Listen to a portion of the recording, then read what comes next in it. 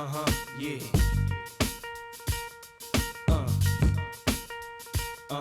Yeah. It's all about the Benjamins, baby. Uh. Yeah. It's all about the Benjamins, baby. Now, what y'all wanna do? Wanna be ballers, shot callers, brawlers? What's going on, people? It is your boy, Mr. High Noon Crypto himself here with a very, very special episode. A very, very intense episode, in my opinion, and hopefully one that invokes thought and provoke changes amongst the masses. One can only be so hopeful. But today, I will be talking about the world, about how a lot of things I see in the world works, and also Texan Token, and also Pulsechain, especially with the E 2.0 news that's happened since the last time I talked. And I'm gonna tie it all together. Hopefully, I'm putting a lot of thought into this. A lot of thought. First thing I want to do is give a shout out to Crypto Heartbeat and Rags to Riches.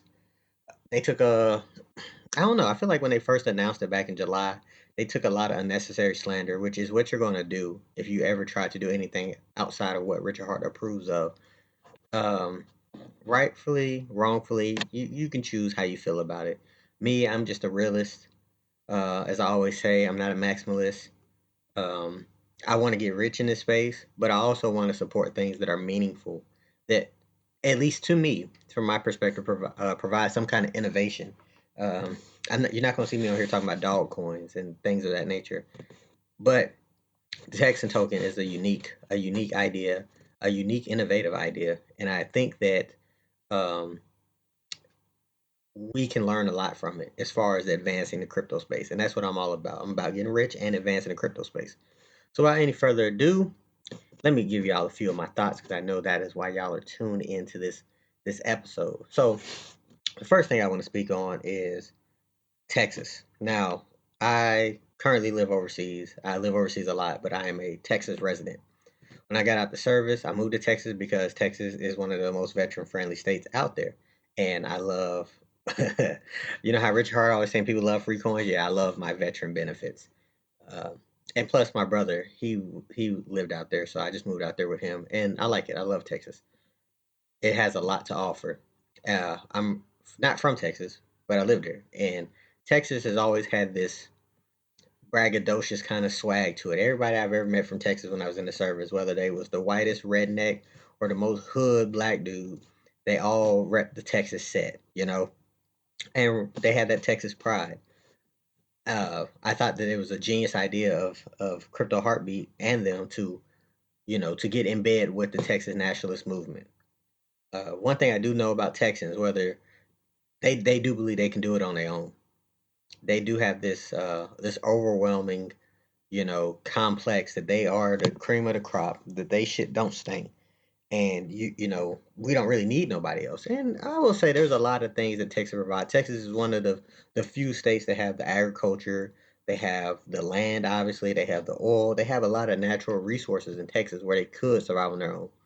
One of the beautiful things about the United States is that we are not 50 different countries. We are 50 states combined under one, and we allow for free trade amongst each other, which, if y'all don't know, things such as NAFTA, the North American Free Trade Agreement, they're huge things. Free trade amongst countries is a huge thing. So the United States has always had a somewhat economic advantage over the Europes of the world and um, the Asian countries, because we do a lot of our trade is it's free. It doesn't need to be negotiated. You can literally drive on the interstate from you can ship a package from Georgia to California, and you don't have to pay no. Well, I mean, besides you might have to hit some tolls and stuff like that.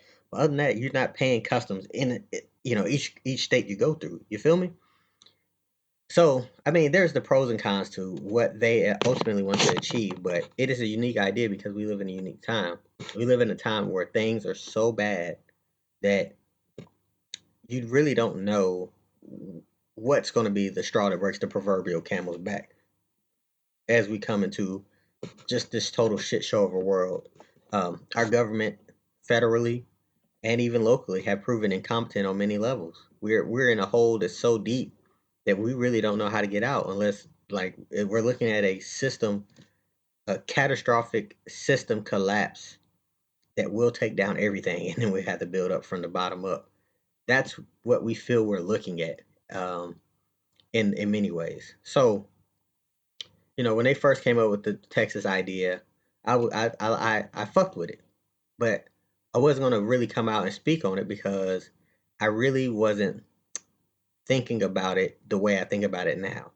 Um, One thing for crypto, I've been in crypto since late 2020. And crypto, while I always was in tune with financial markets, doing, Forex, doing stocks and stuff, I never really got the greatest understanding or the understanding I have now until I got into crypto and I realized just how bad the situation really is. You feel me? Like, I didn't know how bad it was until I actually got into crypto. And I see right now we're at a decisive crossroad, and drastic things are going to have to be done to save. I think they say that we're in the sacking and pillaging stage of the collapse of the empire. Rome is dying. America is Rome, and it is on its way out. Um, so we have to look forward to the future. We have to put in the infrastructure now that can help facilitate the transition that I think is eventually going to come, which is going to be something crazy happening. We don't know what it is, so it is hard to plan for it. It's like Richard talking about software and it being hard. You don't know the unknowns. You can only just try to keep on timing things out and try to get to a point where, hey, hopefully we can protect against one thing or another. People are looking for a new, better way to survive and exist in this country, in this world. I think that blockchain technology is important. I see a bunch of people talking now. I just actually today listened to my boy Crypto Wonder podcast. Shout him out real quick, about his OFAC, his video about the OFAC, and I think about that a lot. How they're trying to they're trying to get into this crypto space and have their way with it and impose their rules on it. And Ethereum 2.0, from what everything that everybody else is seeing, they're pretty much compliant. They're pretty much, if they say that you get down or you lay down, they're not being forced to lay down. They're getting down. And we believe that Pulsechain might offer some kind of censorship resistance, because we know that's what Richard Hart preaches. He preaches censorship resistance. And we'll see. We'll see how this goes. I don't think that these people are in the business of letting us get it how we want to live. And there will be a lot of battling that needs to go on, uh, in order for us to survive in this crypto space. Because if they can have it, we're going to be blind, deaf, and dumb. We're not going to be Lamboed out and stuff like that. They're going to control what they can control, and we're going to have to take the scraps. And that's the way it's always been. So, galvanizing and tokenizing a community with digital currency on a censorship-resistant platform, I think is a brilliant idea. I think it's a brilliant idea because we're getting to the point where there's going to be lines drawn in the sand. Saudi, from what I read, I don't know how true it is. So if I'm wrong, leave me a comment. Let me know that my information was off. Was talking about trying to join BRICS, which is Belarus, Russia, India, China, South Africa, and creating their own currency, their own block of countries, and let them Twitters and stuff tell it China and Russia is trying to come up with a reserve currency of their own backed by gold to knock the U.S. off the dollar peg, or off the world reserve currency. One of the reasons why we are the world reserve currency is because of the petrodollar, because oil trades are settled in U.S. dollars. So what happens if the Sauds go to the BRICS, where Russia already pretty much is the gas giant of Europe? Uh, I'm not going to speculate on what I think can happen, but I know wars are fought for lesser resources than than that. Um, I know our debt, our global debt is, or our country debt is $31 trillion, and they can't stop printing money because the system is so bad that we see countries like Japan and England, they cut off the printer for a couple of months, and their whole society is about to collapse on itself. Their currency is about to collapse on itself. So we're gonna get into a point, in my opinion, where there has to be alternatives. I think that a community tokenizing community, it's really genius. Um, Wells only spoke on it on one of his streams about about your currency. You waking up one day and your currency not being worth shit, and this is why crypto is so important. when bad things happen, when the rug come, it comes. You don't see the rug coming. You just know it just comes. He talked about the Iraqi currency being worth one thing one day and nothing the next day. And my dad was on his way out the military around this time. I remember him saying that a lot of the soldiers were buying millions and millions of dollars worth of their currency on the hopes and dreams of, well, if Iraq ever comes back, if they ever get a booming economy again, we're buying it at the bottom at zero of the shitcoin chart. But those people, they just woke up one day and they're, if you were a billionaire in Iraq, now you're worth nothing. You're worth the person the day prior who was cleaning porta potties. Y'all are worth the same because your currency got devalued, your country got overtaken by a more powerful country. And I think about that a lot because what's one way to solve that? The crypto. The crypto is a way to do it, to be able to move within currency. It's funny. People always say, like, what makes cryptocurrency different than real currencies? I said the only difference is that people believe in, quote unquote, believe in real currency because they can hold it. You go to the currency exchange and you exchange some dollars for some euros or some yens or some won or whatever, and you get that piece of paper, you get that coin. Versus cryptocurrency, that's nothing more but ratio trading. This is worth this much. This will get you this much of this. It's just all done on the computer. So, community matters. Censorship resistance matters. Community will need censorship resistance as we go into this next phase. And hopefully I'm just overreacting. Hopefully none of this shit comes to fruition. But it don't seem like it.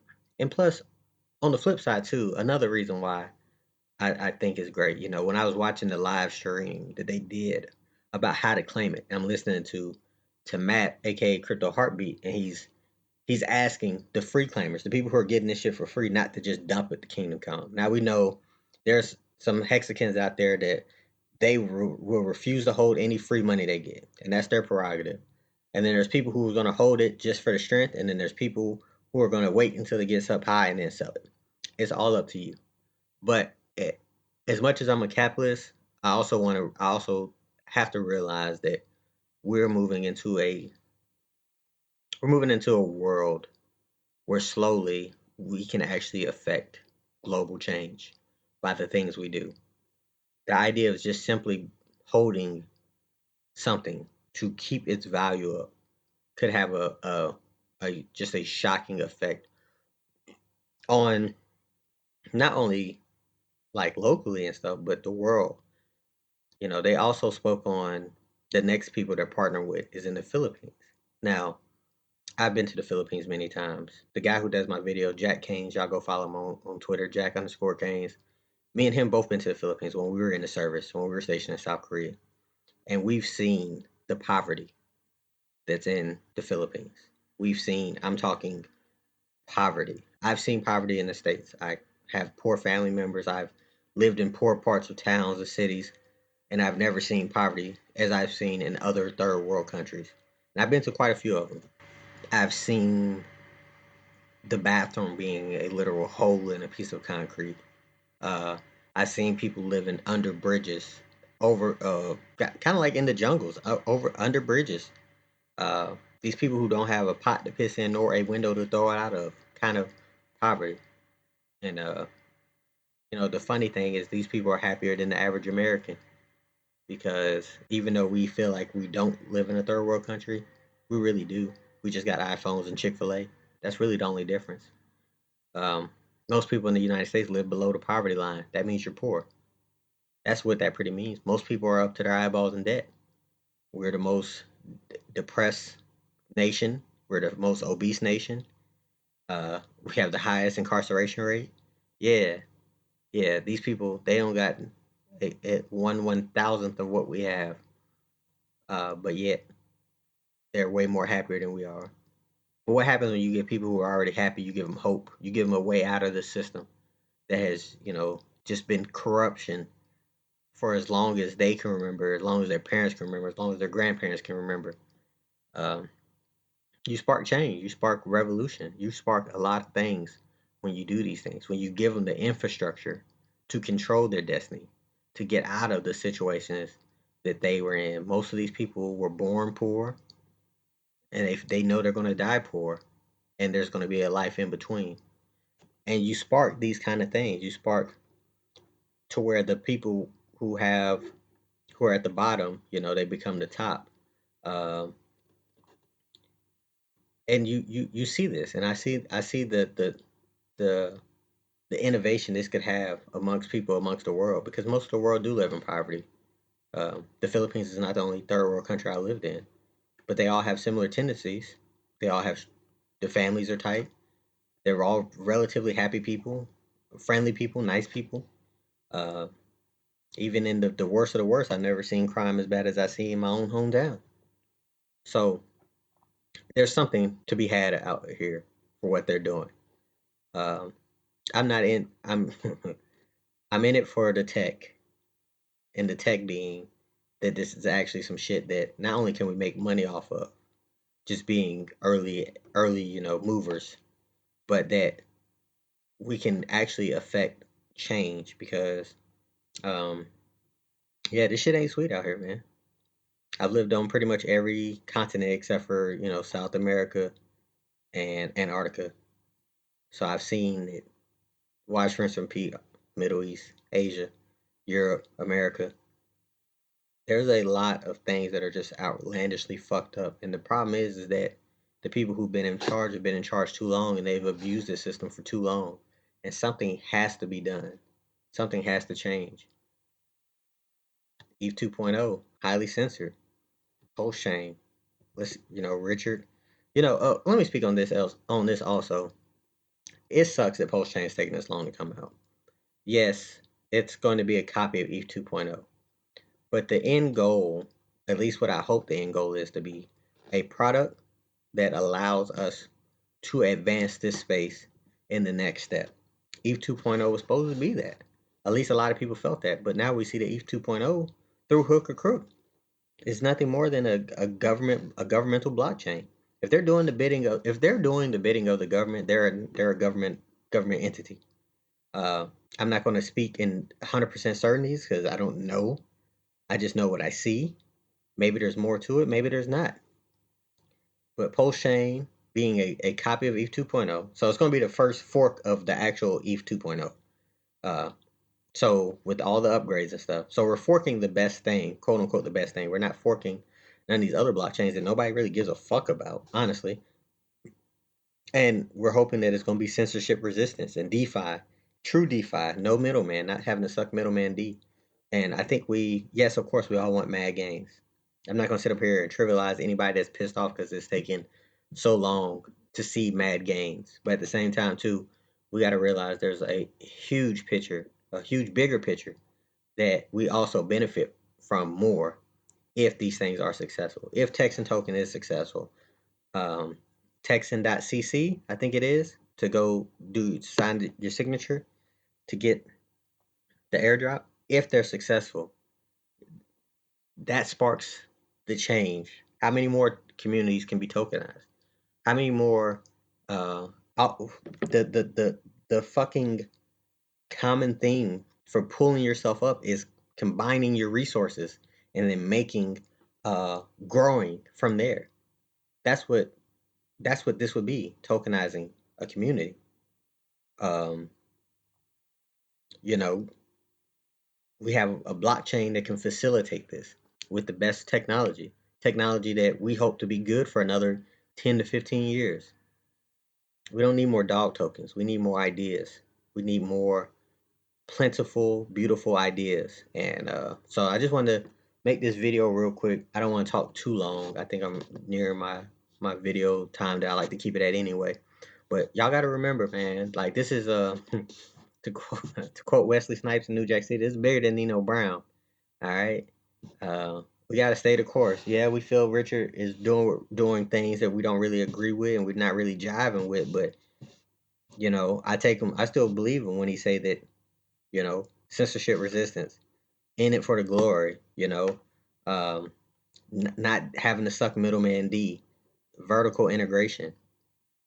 There's a few other projects on the blockchain or on the Pulsechain that's supposed to come out that I think also, are very unique ideas that can galvanize certain innovations, and that's what we need. We need more innovation. We've had enough dog coins. We've had enough pet rocks. We've had enough pictures of monkeys. We need innovation. We need utility.